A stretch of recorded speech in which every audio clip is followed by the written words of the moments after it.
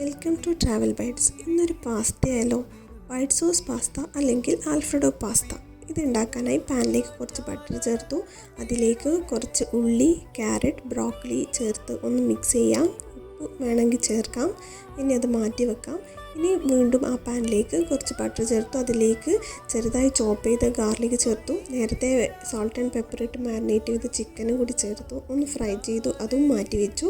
വീണ്ടും അതേ പാനിലേക്ക് കുറച്ചും കൂടി ബട്ടർ ചേർത്തു. കുറച്ച് മൈദ ഒന്ന് മിക്സ് ചെയ്തെടുക്കുക. ഇനി അതിലേക്ക് ആവശ്യത്തിനുള്ള പാൽ ഒഴിച്ച് അതൊന്ന് തിളച്ചാൽ മതി. അപ്പോഴത്തേക്കും നമുക്കൊരു 2-3 സ്ലൈസസ് ഓഫ് ചീസ് ചേർത്തു. അതൊന്ന് മെൽറ്റായി വരുമ്പോഴത്തേക്കും നമ്മൾ ഓൾറെഡി പാസ്ത കുക്ക് ചെയ്ത് വെച്ചിരുന്നു, അത് ചേർക്കുക.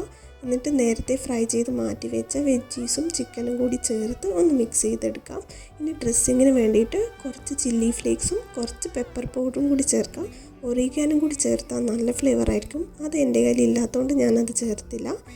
അപ്പോൾ ഇത്രയേ ഉള്ളൂ. ഇതൊന്ന് മിക്സ് ചെയ്ത് നമുക്ക് സെർവ് ചെയ്യാം. അടിപൊളിയാണ്. ഒന്ന് ട്രൈ ചെയ്ത് നോക്കാം. Thank you for watching.